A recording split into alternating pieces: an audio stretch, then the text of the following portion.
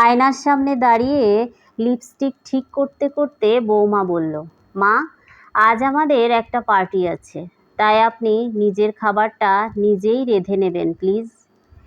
বৃদ্ধ মা একটু ধীর কণ্ঠে বললেন, মা, আমি তো গ্যাসের চুলা চালাতে পারি না। ছেলে সঙ্গে সঙ্গে বলে উঠল, তাহলে মা, পাশের মন্দিরে আজ ভোগ ভাণ্ডারা আছে, তুমি ওখানেই চলে যাও, তাহলে রান্নার ঝামেলাও থাকবে না।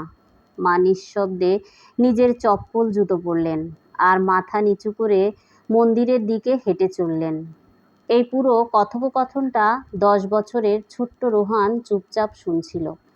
রাস্তায় গাড়িতে করে পার্টির দিকে যেতে যেতে সে হঠাৎ বাবাকে বলল, বাবা, আমি যখন বড় হয়ে অনেক বড় মানুষ হব, তখন আমি আমার বাড়ি একটা মন্দিরের ঠিক পাশেই করব।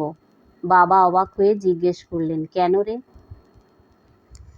রোহন বলল, কারণ আমি যখন কোনো পার্টিতে যাব, তখন তোমায় যেন বেশি দূরের মন্দিরে যেতে না হয় ভাত খেতে। আমি চাই তুমি পাশে পাশেই যেন খেতে পাও।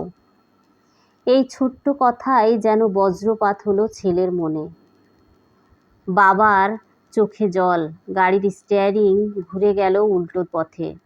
বাড়ি ফিরে এসে ঠিক করলো মায়ের পায়ে পড়ে ক্ষমা চাইবে। তুমি আজ যেভাবে তোমার মায়ের সঙ্গে আচরণ করছো, ঠিক তেমনই একদিন তোমার সন্তানের কাছ থেকেও পেতে পারো।